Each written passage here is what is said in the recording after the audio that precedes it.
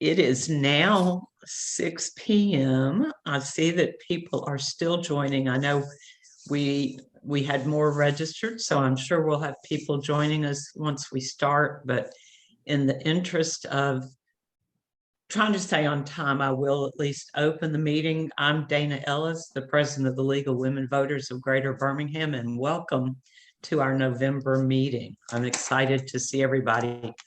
I'm going to turn it over to Cindy quickly, but I did want to just make a couple of announcements. Traditionally in the past, the LWVGB has had a holiday gathering, but for the second year in a row, we will not be doing that. And, you know, maybe 2022 we will. But I did want to tell you that there is a statewide League of Women Voters of Alabama Zoom meeting on December the 7th at 6:30. The Truth About Plastics is the name of that meeting, and our wonderful Cindy will be emceeing that meeting as well. And we'll put a link to register in the chat box at some point today for those who might be interested in that meeting.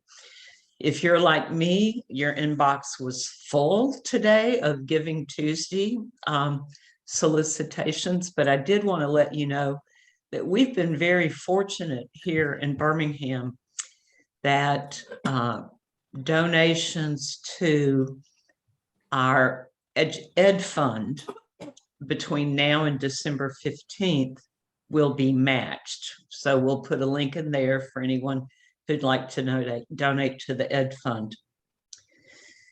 And some of you on the call may have gotten an email or a phone call about renewing your dues. So I'll just remind you that if you join the organization before July 1st of 2021, your dues are due, and you can go to LWVGB.org to do those. So I get stuck with all the kind of boring announcements, but so that's over. Now we're going to turn it over for the exciting part of the meeting. Cindy? Thank you so much, Dana, and thank you all for joining us tonight. I'm really excited to talk a little bit more about government transparency, which is a priority of the League of Women Voters, both in Alabama and Greater Birmingham. It's been a long time priority for League of Women Voters, and we've been working on it in various ways with various partners for a long time. And so tonight, you know, on these programs, we try to focus on issues that are priority of our organization, that are related to the priorities of our organization, but we also want to highlight different partners and dive deeper into these issues a little bit. So that's where we're going to go tonight, and we're really excited to have some great minds and partners with us. We have Tish Gotell Faulks from the ACLU of Alabama, and we have Leah Nelson and Carla Crowder from Appleseed, Alabama Appleseed. And they too have worked extensively on open records in particular, which is what we're going to talk about. That's sort of the most, I think, gotten the most movement in recent years in sort of the government transparency arena in Alabama is the Open Records Act and efforts to try to improve that. And it's had its stops and starts in various forms. So we're going to learn a little more about that tonight, and what maybe setbacks we've had in the last few months, and then also what we expect to see in the coming year. So I'm going to let them also tell about their organizations a little bit, since we're all in this together. And so I'm going to start with you, Tish, and let you tell us about the ACLU and what you guys do here in Alabama, and then a little bit about your focus on open records. Absolutely. Thank you so much for inviting me. The opportunity to speak with the League of Women Voters is always a pleasure. And I especially love talking about the question of transparency as it pertains to Alabama's public records. The American Civil Liberties Union of Alabama is freedom's watchdog. We work in the courts, in the legislature, and in communities to defend the individual rights and personal freedoms guaranteed to us by the United States Constitution and the Bill of Rights. The ACLU is a private, nonprofit, nonpartisan membership organization. And our mission is to preserve and protect the civil liberties and civil rights guaranteed. One of the things that I want to make sure that you keep in mind is that we are interested in ensuring that the government serves the people. And one of the things that really informs how we go about ensuring that the government informs and serves the people is to require that they show us what they are doing in representing us. So for the ACLU of Alabama, we are constantly in the process of asking the government, what are you doing? Why are you doing it? Who did you do it to? How long have you done it? And what is your justification for doing it? And so one of the first things that I discovered as I came to Alabama as the legal director, was when I wanted to get to know the culture of this state, I had to ask for documents. I had to ask for information. These are the people that I have called upon to represent my family, my interests, and I want to know what they're doing with the trust that I'm giving to them. The ACLU believes that the government is obligated to be transparent, because without that transparency, we are failing to hold them accountable for the work that they are doing in our names. Thank you for that wonderful introduction and overview. And now I think Carla is going to take this first one. I know Leah is feeling a little under the weather and has scratchy voice, so we're going to save her voice till we get into the nitty gritty of the Open Records Act. But Carla, if you'll talk to us about Appleseed and your work in the state, that would be great. Sure, thank you. And thank you so much for hosting us and giving us a chance to talk about these important issues. I've been so impressed with the League of Women Voters in Alabama. You all show up when other people don't seem to be engaged about issues. You all are always reliable partners, so thank you. So at Alabama Appleseed, we have been focused in the last 4 or 5 years really at the intersection of poverty and the criminal justice system. Appleseed was founded in 1999 in Alabama and Montgomery to use the power of lawyers, the skills of lawyers to address issues, systemic issues harming the poor and the vulnerable in Alabama. So over the years, we've worked in a number of different areas: constitutional reform, immigration reform, housing. But in the last few years, we've really honed in on Alabama's excessive punishment, how we have prioritized punishment in prisons and really harmed the state in a number of ways. We spend an extraordinary amount of money punishing people in our state on law enforcement, on prisons, on jails, on probation and parole. And we need to know how much. We need to know where that money comes from and who it's coming from. And Leah has headed up a number of research projects over the last 3 years that have really revealed, well, it's the most vulnerable, the people who are targeted by that system, the people who are arrested, often for very minor offenses, that are funding these systems of punishment. And it's simply not fair. But often when we try to find out where's the money coming from, where is it going, we get nothing. And what's really frustrating about Alabama's open records law is the lack of enforcement. I spent 16 years as a newspaper reporter before going to law school.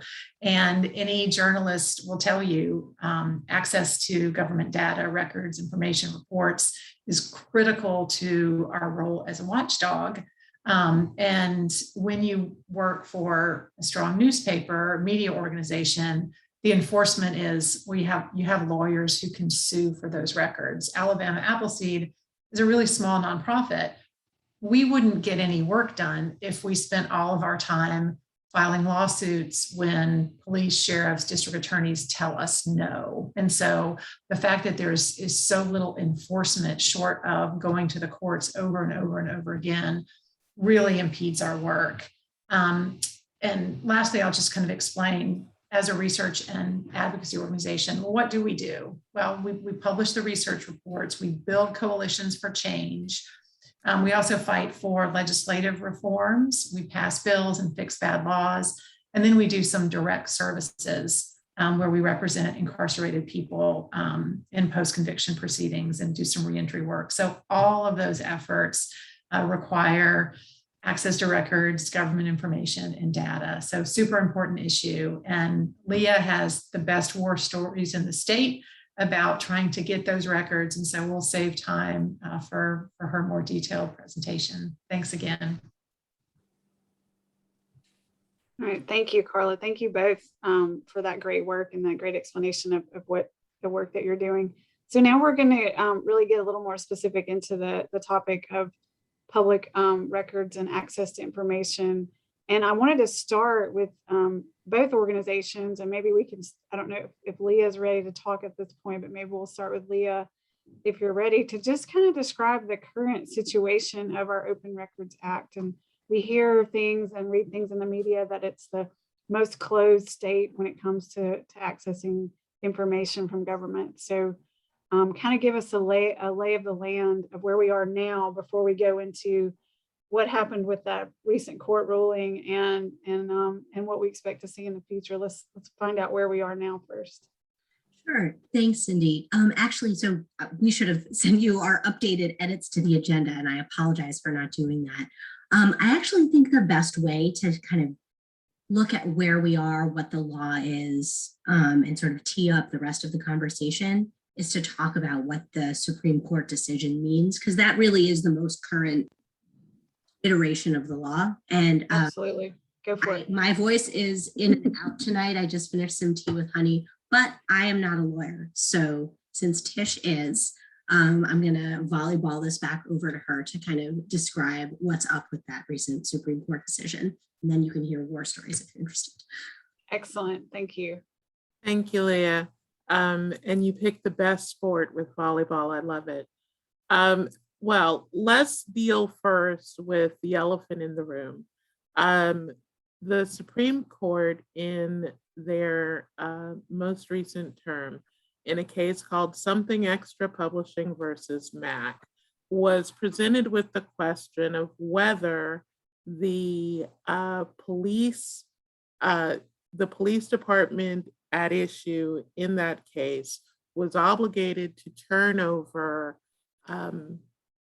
body cam footage that recorded an encounter between a police officer and an individual who had been involved in a one-car accident. Over the course of this police interaction, unfortunately, the driver of the vehicle was shot, and I believe he was killed.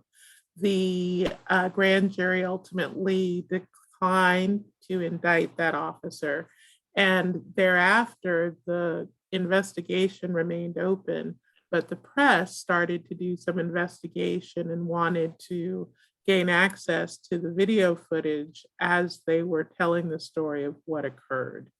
And the police department was very reluctant to release that video footage. What the court ultimately concluded was that it was appropriate under the circumstances presented in that case for the government officials to decline, to refuse to release the particular governmental information at issue, because there was still an open criminal investigation, and the video was part of that investigation and crucial to the investigative process. As many of you know and understand, our Open Records Act provides very broad access to government records and information, whether that's written documentation, video documentation, and those things are encompassed by what this court was considering. The challenge for our Open Records Act is that it is near impossible to enforce. It is challenging to identify the custodian to whom you need to make the request, the format in which you are supposed to make that request, the timing that the agency or recipient has to respond to that request. And this case kind of illuminates all of those things. If you read the case, it starts off with the reporter actually reaching out and asking, how do I go about requesting X? And there's a process and a back and forth on how that occurs. There's a process and a back and forth on exactly what needs to be disclosed. And ultimately, the court agreed with the governmental custodian that under those circumstances, the governmental custodian need not disclose that very, very important information to the public. On its face, as a legal matter, I am not surprised by what the court concluded. Certainly, under most circumstances, if you're watching television, a police officer will not talk to you about an open investigation. And I think that that is the way that it should be for the interest of those who are involved and impacted by the criminal investigation. It needs to be a closed environment in which the pieces come together. The challenge for me is what this case does, or what it may do, to situations outside of the immediate investigative process, and how long the government is going to be shielded from having to disclose something because of how loosely the court defined the obligation of the governmental actor within this case. And I think that it's important that we set the table for our discussion with that. And so with the understanding that the court, recognizing that the Open Records Act anticipates that the public has a right and an interest to know what the government does, but that interest is balanced by the needs of the governmental actor under certain circumstances. And here, that governmental actor demonstrated the need to withhold that information. We move forward, and then we have to ask ourselves, what are the implications for the future? And that is where I turn it back over to my good friend, Leah. Thank you so much, Tish. And I really love how you set that up, because I agree with you. There's a reason to keep open investigations shielded from the public. In the interest, I mean, we all have our opinions about police shootings, and the specific circumstances of that case were very upsetting and newsworthy. But generally, if you think about a police investigation, they need to protect the identities of witnesses. They need to not have details come out that would allow the public to make decisions about who's guilty before there's a trial. Things like that really ought to be shielded. But zooming out, what we have in Alabama is a situation where law enforcement routinely fails to disclose all sorts of information about what it's up to. This is an incredibly punishment-oriented state. Punishment is how we solve so many of our problems, right? We don't invest in education, we don't invest in healthcare, we don't invest in mental health, but we sure do invest in law enforcement and prisons. So it is a huge apparatus that does tons of stuff. And it also takes lots of money from people in different ways. Law enforcement imposes fines and fees. Every sentence of any time, and even sentences that don't include time behind bars, come with fines, fees, and court costs, which are then distributed to law enforcement, but also beyond law enforcement. They fund everything in the state that is funded. They fund roads, they fund schools, such as we fund them. They fund everything. And another mechanism by which law enforcement collects money is through something called civil asset forfeiture. I think a lot of you are familiar with this. I've even talked with some of you about civil forfeiture, but just very quickly, civil forfeiture is a mechanism by which stuff that people own that police think was involved in criminal activity in some way can be taken by the state and kept. So for instance, if you're driving a vehicle and you have marijuana in that vehicle, well, you're using the vehicle to transport marijuana, which is illegal. So they can take the marijuana, they can take any cash that's in the vehicle and say, no, this seems like maybe you were a drug dealer. And they can take the vehicle itself and keep it very, very easily.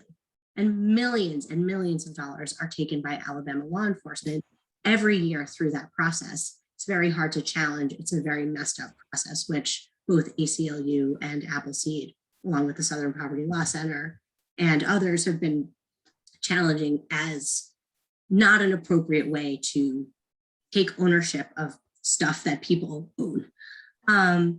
So a couple of years ago, as I was putting together a paper on civil asset forfeiture, I sent records requests to dozens of law enforcement agencies around the state, asking, what have you taken over the last several years and what has become of it? How have you used the assets you've taken? Did you sell them? Did you spend the money? You know, what's going on? And first of all, many of them didn't respond to me at all. And then there were the ones that sent me sort of hysterical responses, hysterical in the sense of panicky. And this was my first round of records requests sent on behalf of Appleseed. I've come to recognize some of these responses as almost a type at this point. And I'm going to summarize one of them for you because it's kind of my favorite. I don't mean to call out the Montgomery County Sheriff's Department. It's not the worst sheriff's department in the state. They're not terrible people, but the lawyers that they retain to respond to their records request really kind of went all out. So I sent them a letter, what's going on with civil asset forfeiture, what have you taken in? And they write back a 2-page letter. They tell me all kinds of things, but for one thing, we're gonna have to give the Sheriff's Department a 10-day notice as to when we wanna come in and do the work, an exact time. Also, they don't know how to accomplish my request. It's not specific. It was specific. The sheriff would have to hire a person to come to the Sheriff's Department and pull thousands of files, or they could point me to filing cabinets. This is an outrageous request. They estimate that to comply with my request, it would cost me $100,000 in time and labor, and they're going to charge me 50 cents a page for every copy that I wish to copy. And also, I'm going to have to get a surety bond. So that's page 1. They close with this really telling paragraph, though. The Montgomery County Sheriff's Department is very shorthanded and underfunded. The primary constitutional requirement of the sheriff is to protect its citizens.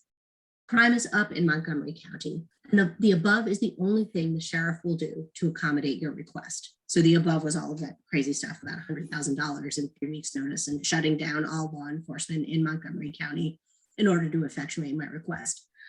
The reason that last paragraph is so telling is because it tells us what our state thinks its responsibility to its residents are. The state, as embodied in this moment by the Montgomery County Sheriff's Department, but also this is a typical response, thinks its job is to enforce laws. We have a law that says they need to turn records over, but they see that as sort of an extra. They saw it as a favor that they would do for me if I gave them $100,000, but not as a responsibility that they have. And that goes deeper, because what we have actually is a state that doesn't maintain a lot of these records. And what I've discovered in my now 4 years of doing these requests for Appleseed, but also having worked on death penalty cases for the federal defenders previously and done a lot of records requests that way, is that a lot of times the hysteria and reactivity of these letters in response, or just the failure to respond, is actually because there are no records in this state. And that is the problem that underlies all open records reform, because we could have the best law in the world. We could have a Supreme Court that decided differently than it did in the something extra case, but the records often don't exist. And so the real challenge we have in accountability in Alabama is creating a culture within state agencies, and especially small local agencies, of creating accounts, of maintaining records in a way that's retrievable, and of considering it to be part of their jobs to communicate what they do to residents of this state. And I don't want to monopolize, but just very quickly, why don't they do that? There are a lot of reasons that you might hide what you're up to. When I was at the federal defenders, one of the things that we did a records request for and actually sued over was how the method of execution in the state, where do the chemicals come from that they inject into people, and what exactly is going on at the time of execution. That's a case where they absolutely do have written records. It's not a matter of there not being protocol. But if they had shared it with us, and if it had become public, if the information we wanted about which drug companies sell the drugs to the state were to become available to the general public, they probably wouldn't have been able to get those drugs anymore. And it would have shut the apparatus of lethal injection down in Alabama.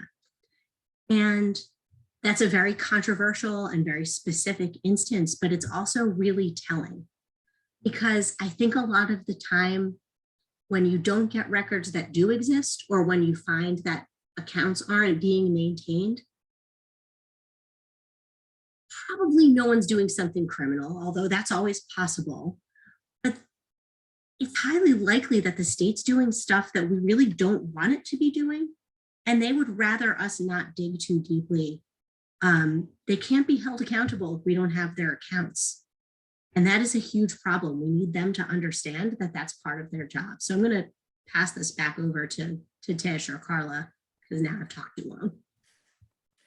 That's a really great example. I want to provide one more that again looks at the apparatus of law enforcement. So in just about every county, the most powerful law enforcement officer is going to be the district attorney.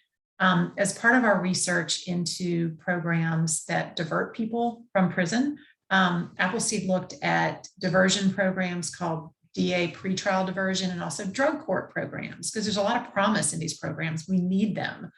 But we wanted to look at like accessibility, availability, cost. Were they equally available to even low-income people who couldn't pay for them?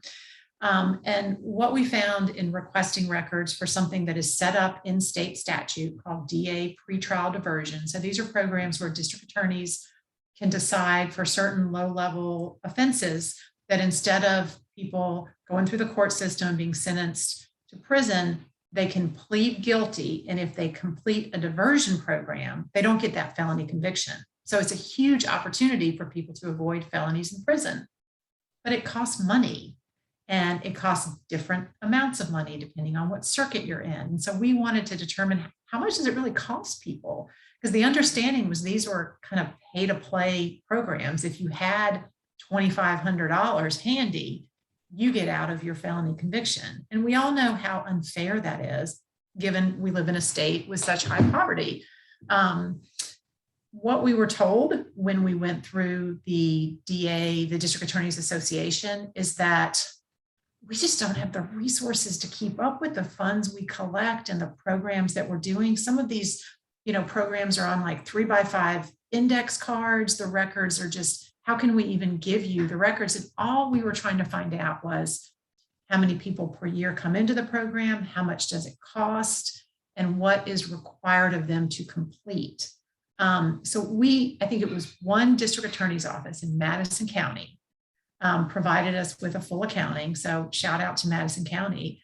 Otherwise, we were given, basically no information. And what this means is that there's basically this slush fund that the highest law enforcement officer in every county has to collect money from desperate people who are trying to avoid a felony conviction and not tell anybody where these funds are going, if people are able to complete the programs, how long they're stuck in these programs because they just have to keep paying and paying and paying until they complete them.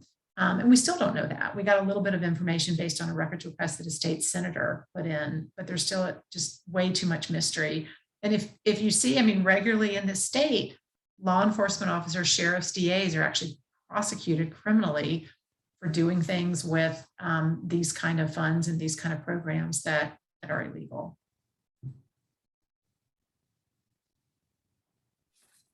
One of the things that I think it's important to keep in mind as we talk about the Open Records Act and about public access to information of public interest and concern. Our law is very, it's very clear what the words say. Unfortunately, reading those words does not inform the average reader of what they are entitled to do and how they are entitled to do that. All of that infrastructure, you pretty much have to have a education to know. One of the things that people will tell you is that our Open Records Act is informed, shaped, and modeled by the court cases that have been brought to ascertain what is or is not available to the public. And that's the first problem, and it's an unfortunate one. Secondarily, what we have also discovered is that our open records culture lacks the infrastructure to be responsive to the people. Over and over again, what organizations and individuals who request documents are told is that there's no one who has the capacity, they don't have the bodies, they don't have the time, they don't have the funding to pull the information that's being requested if it exists. As Leah pointed out, we also know that often we are dealing with institutions that may have terrible record-keeping habits, or they previously had terrible record-keeping habits, even if they are wonderful and pristine now. And then I think the final thing that we have to keep in mind is that life happens. And if you think about the custodians of these records, of these pieces of information of interest, and think about your own home, how often do you go into the back of a closet in a room that doesn't get a lot of time, attention, or cleaning, and you discover something that you have been looking for days or months or years? How often do you move and there's that box that hasn't been unpacked in 22 years? And 22 is very specific for me. Our record keepers have those kinds of problems as well. But the culture of transparency for Alabama should be of concern to everyone. Within the criminal justice context, it is a concern not only for those who are impacted today, but for people who have been involved in that system over a long period of time. For example, if you are someone who has been incarcerated and there was a fine attached to your conviction, and you are coming to the point where you are going to be released and you need to get organized to be out and to restart your life. You want a driver's license, you need to find a place to live, and you need to get a job. Well, when it's time to get your driver's license, you may not be able to get it if you still owe fines and fees. You go to the court that has issued those fines and fees to find out how much you owe. They will be happy to set you up on a payment plan, but you may not be given access to an accounting of what the fines and fees are, what has been paid, if anything, how long it's going to take you to pay it off, if anything. You can't get that accounting. And the problem may be that the municipal court only has the total amount due and owing at this moment. Or it may be that no one is sure what the amount due and owing is. It may be that no one has been keeping records if you have been making payments.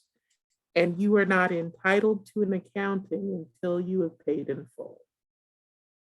Really? How is this the structure that we have from our government for how they are managing and dealing with things in our name? And in the, if someone is involved in the criminal justice context, it is even more concerning because we are often talking about people with very little access to resources. I can talk all day about filing lawsuits, filing demand letters, moving forward and taking the time, energy, and effort to dig through for a needle in a haystack to discover what I am looking for. But for a person who is not an attorney, specifically employed to look for the needle in the haystack, what result? And the important thing for me is Leah is giving folks the benefit of the doubt that it may not necessarily be something criminal. As someone who has done criminal law, my immediate first thought is that it's something criminal.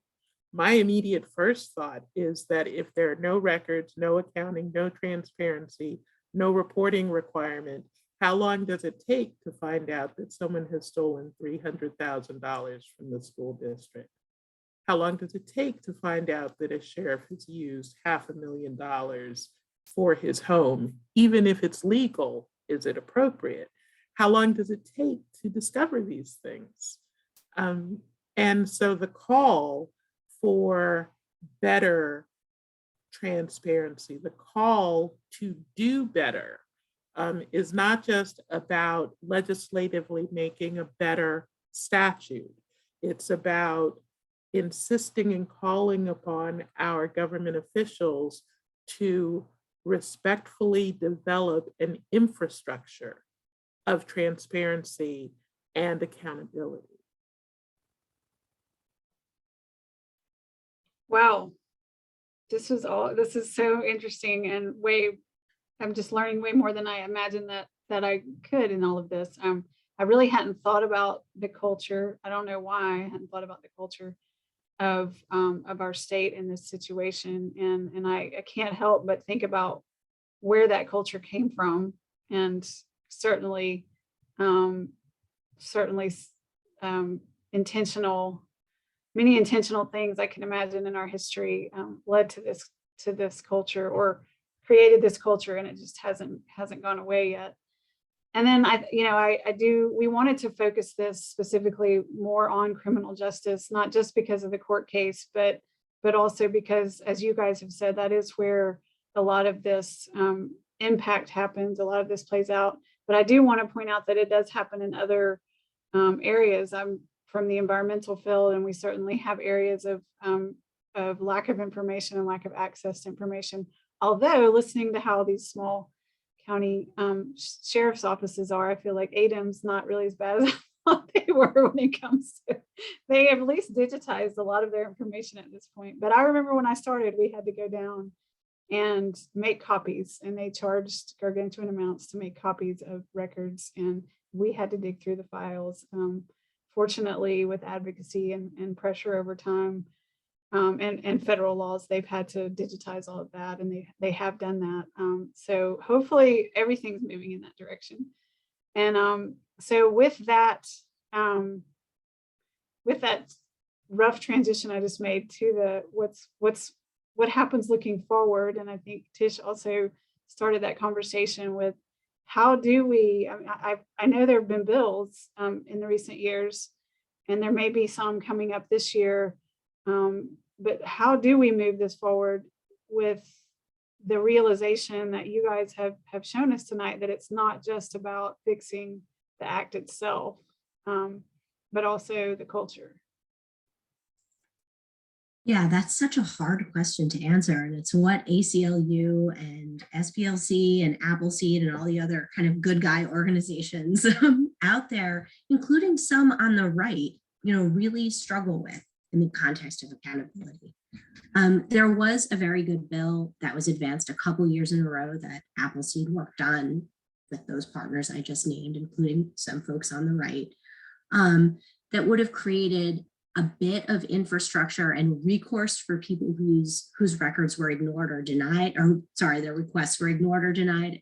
I think, it would have created like a time frame by which agencies had to reply. It would have created an ombudsman, which is a great position. So somebody you could actually go to and say, hey, no one's responding to my request. Can you help me out? It would have limited how much money agencies could charge for records. So you wouldn't have 50 cents per page for something that doesn't cost 50 cents per page. So it had some very sensible elements in it.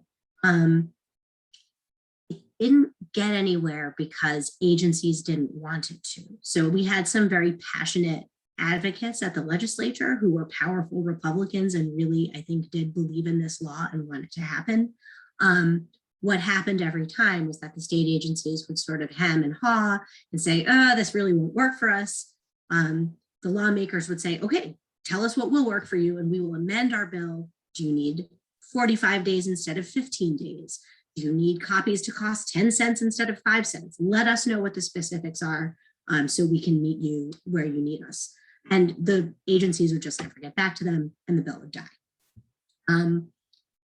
And that may continue, or there may be a new piece of legislation that could get through. But again, that doesn't get to the culture issue, because if records aren't maintained, then the best open records law in the entire world will not get us the accounts that we need. So I think we all, as people who believe in good government, need to be really thoughtful about identifying why it is that we want to know and why we think we're entitled to that information, what it means to live in a participatory democracy. And some of this is language that conservatives can also really latch onto. And I think it's important to reach out to conservatives when possible, because it's always better to do things in a non or bipartisan way if you can. But really, the ideal version of America that we all are taught about in school and will continue to be taught about forever, we will only learn about the ideal version of America, kind of says, this is all us, the government is us. And I think just kind of continuing to reframe rejections and denials of information very specifically as, well, what about that ideal? What part of that is happening here in Alabama? And you see some really perverse uses of terms like transparency and accountability, and we need to get mindful about calling those out when they happen. Recently, in the discussion over how prisons would be built, by whom they would be built, and how they would be funded, the governor's office issued some kind of statement. The governor has been very transparent that these negotiations will be made public when she is ready. And it's like, yeah, so she's been transparent about telling us she's not going to tell us anything. We need to kind of say that in plain language and hammer it, because that's the culture that we need to change. That's the hypocrisy and just nonsense that we need to call out thoughtfully and over again, kind of by itself as a problem. I think this could be a squeaky wheel issue. Whenever I talk to groups who are civically engaged and care about good government, I always say, let your legislators know that you care, because they don't hear from enough constituents. And when they start hearing from multiple constituents about the same issue, they realize that people are paying attention. Oh my gosh, people are paying attention to what we're doing. And even if you don't have a specific area of government that you're interested in records, I imagine some of y'all do have areas. It may not be criminal justice, it may, be environment or something else. But let them know, here's something I care deeply about. I want to know more about what's happening on the city council or in this particular state agency, and see what their response is, because they should be happy that constituents care enough to reach out to them. And I would love to know what kind of responses they get about open records, because really you're not pushing a particular agenda, some, fringe issue that they feel like most voters don't care about. You're just talking about good, transparent government. Yeah. So find your lawmakers and make some noise. And I think that finally, the point that I am often harping on is that when there is a vacuum, something needs to fill that space. When there is a lack of information, a lack of transparency, a lack of record keeping, to the extent possible, private industry and private individuals should start working to fill that space. Because when the government is challenged, and there is someone who has been keeping records, who has been keeping receipts, who has been doing an accounting, that is the moment where we, as a community of interested parties, stand up and start taking notice. On the one hand, you have been instructed to call it out, bring it to your legislators' attention. I am telling you to start keeping the records. I am telling you to run for the city council or the PTA or whatever legislative position, whatever, and start keeping records and accountability for the things that are going on within your sphere of influence. Here in the state of Alabama, no one is keeping track or record of the number of incidents in which police officers are having violent interactions with the general public. But in the state of Louisiana, the ACLU has something that they have called the Justice Lab, in which anytime a law enforcement officer and a private citizen are having a violent interaction, they are aware of who, when, what, and why. They keep records of it. And it is startling when you start hearing how often things are happening, how expensive it is for the lawsuits, for the loss of life, how traumatic it is when families are ignored, when they are crying out about their loved one who has been ignored. I really think that when you live in the information age, you have an obligation to engage with that information. You have an obligation to engage with data.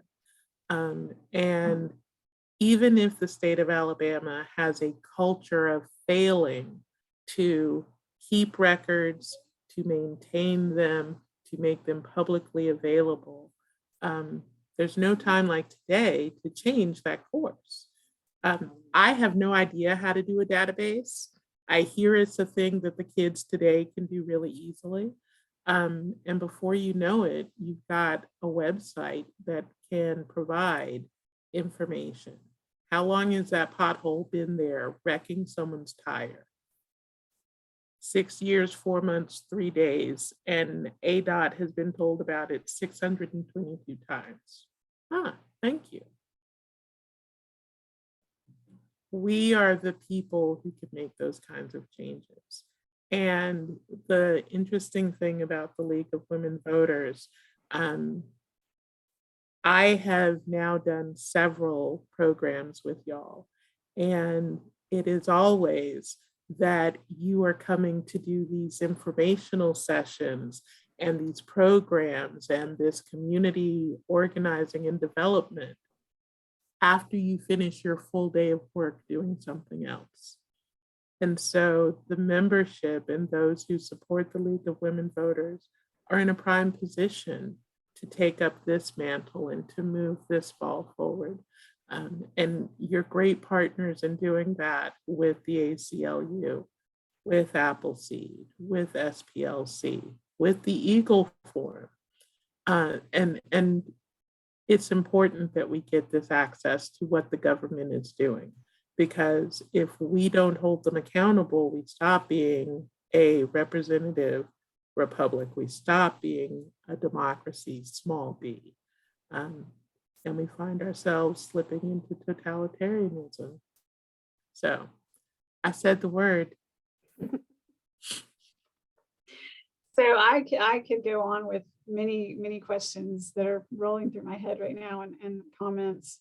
I do agree that the League has a lot of opportunities to continue the work that we've been doing, but I'm hearing some things that come to mind about ways that we engage at the local level with local governments. And, I think changing culture of government has to start with local governments. It's hard to change those higher up without changing the bottom first. So this seems like definitely a good role that we're playing already and can continue to play with those relationships we build with local governments and really pressuring in the right places for information and getting people engaged with their local government. So I want to open it up for these last 10 minutes to the floor, to the audience, whatever we call it in Zoom, the boxes.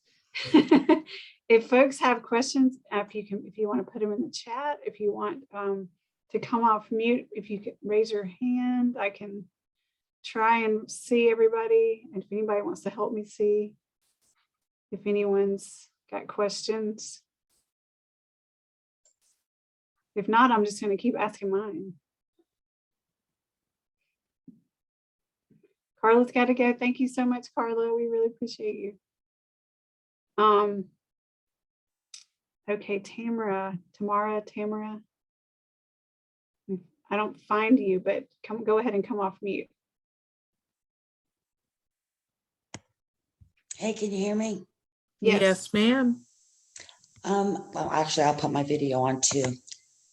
Hi, everybody. I'm Tammy, and I'm from Montgomery, Alabama. My question is kind of ties into something that Ms. Lowry said regarding environmental record keeping that is being mandated by the federal government. And it requires, this is what I think I understood you said, Ms. Lowry, is that because the federal government in its environmental programs requires particular record keeping, and since a lot of environmental programs, again, this is my understanding, are federally funded, even through ADEM, that they are required to maintain these records, and they're required to maintain them in a certain way, which makes access much more readily available for you. If that is the case, have we, and when I say we, I mean people, not me, gone through like the Department of Education, the Federal Department of Education, to ensure that all the data that they say must be maintained is in fact being maintained? Does DOJ have requirements of records that must be maintained, even through with states and state criminal justice? I don't know that. Maybe there are those things. What about the other agencies? And if the federal government has these requirements, can we piggyback on those? Is my one question. And I've got one more if you're interested, and if not, I can be quiet. Well, let's address the one that you have before us first, because it's a good one. Often what I have found is that if there is tandem recording obligations between the state and the federal government, and the state won't get off the records that you want, then you go to the Fed, you go through the Federal Freedom of Information Act and request the documentation there. The challenge, though, for a lot of things is twofold. First of all, when you are requesting certain kinds of information, there are lots of federal blocks to avoid disclosing private or personal information. And so you ask for things in an aggregate form, and it may not be maintained that way. So let's say that you wanted to know how many children in Montgomery County have an IEP, an individualized education program. To get that raw number, you may be able to be told it's 3% of the population of the county school district, but you will run into FERPA, FRPA, basically the privacy, the HIPAA, if you will, for educational records, and you won't be able to get granular, you won't be able to get as much detail about that information. And that's a problem across departments. If there is the tandem reporting requirement, you bump into that. And then there are so many records and so many programs for which there's just no federal counterpart.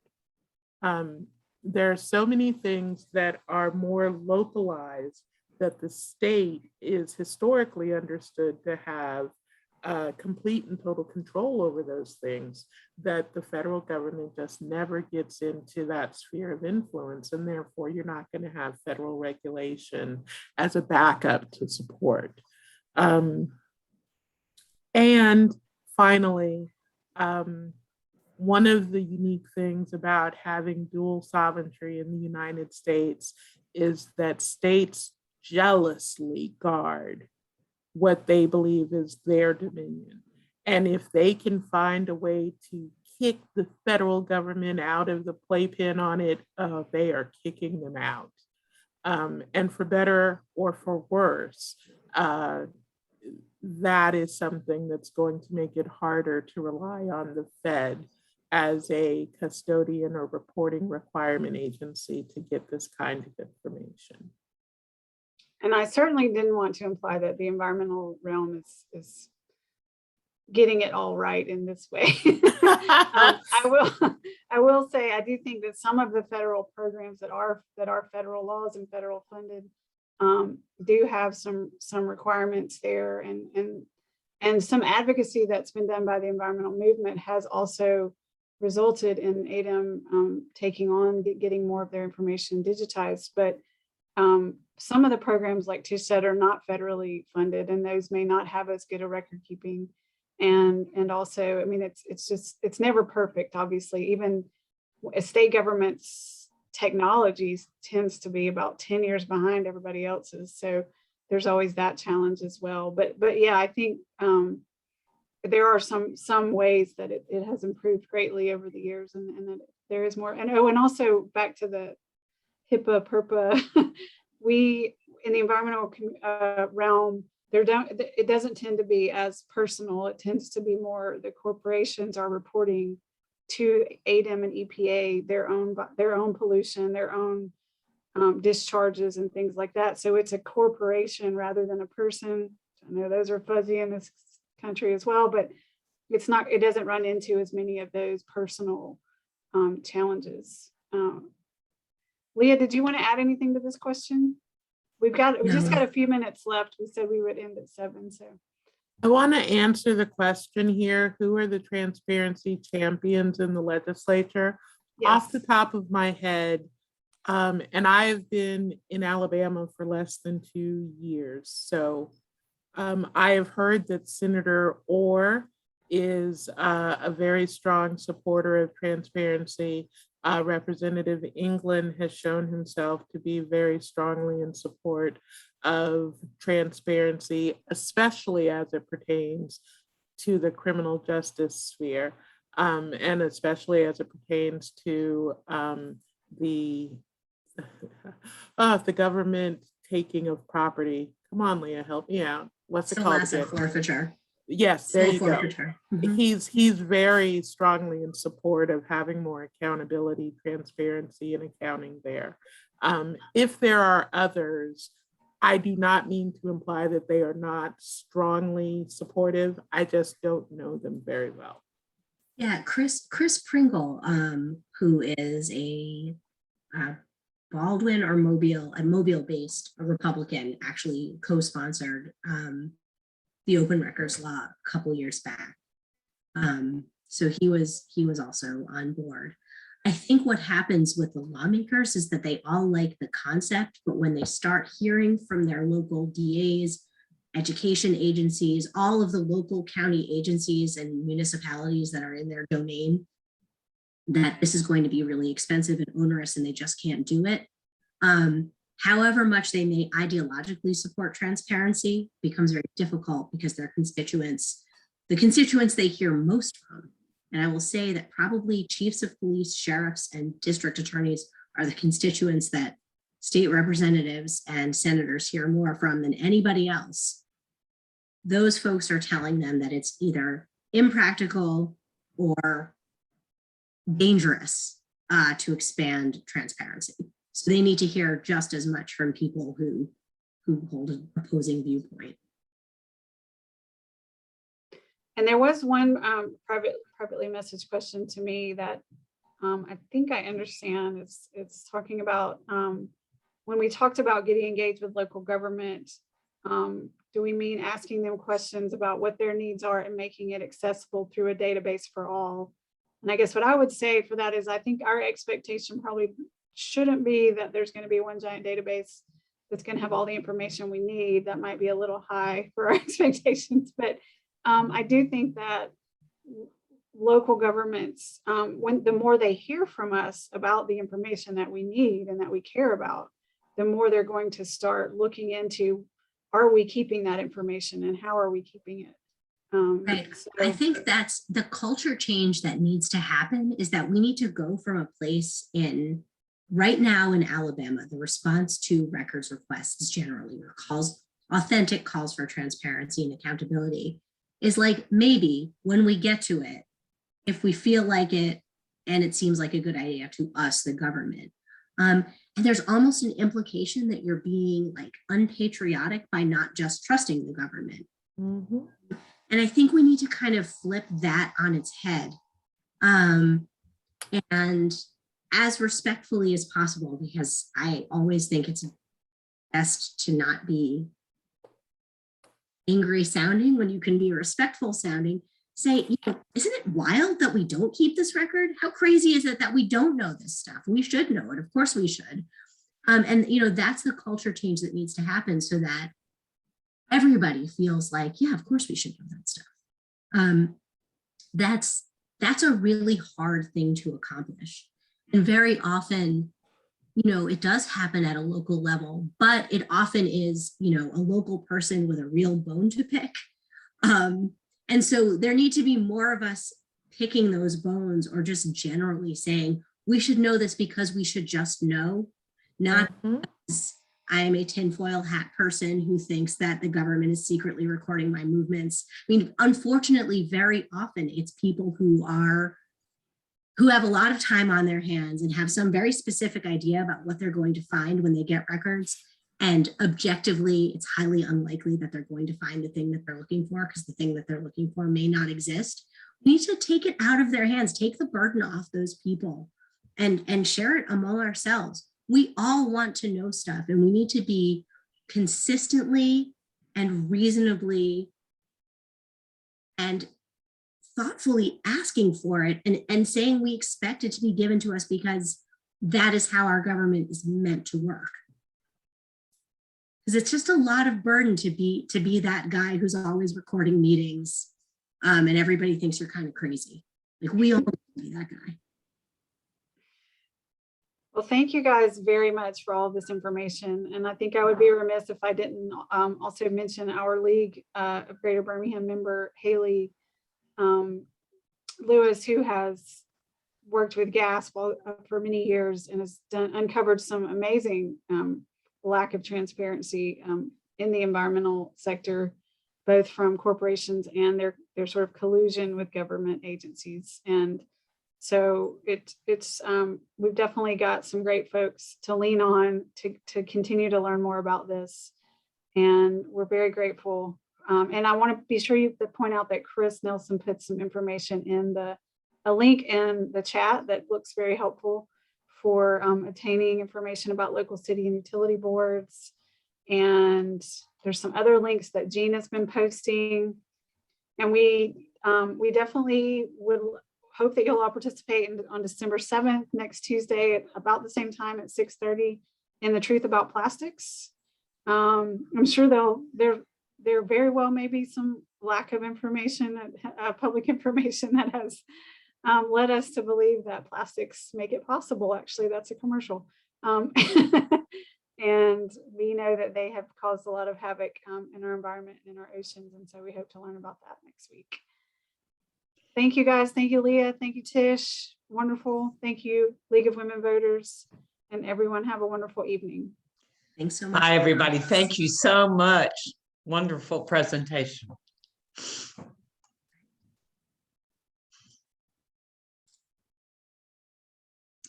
Cindy, that was fabulous. Thank you so much. Thank you. They were really good. I'm very pleased. Really was. Yeah. Excellent. All right. Thanks. Bye, all. Bye.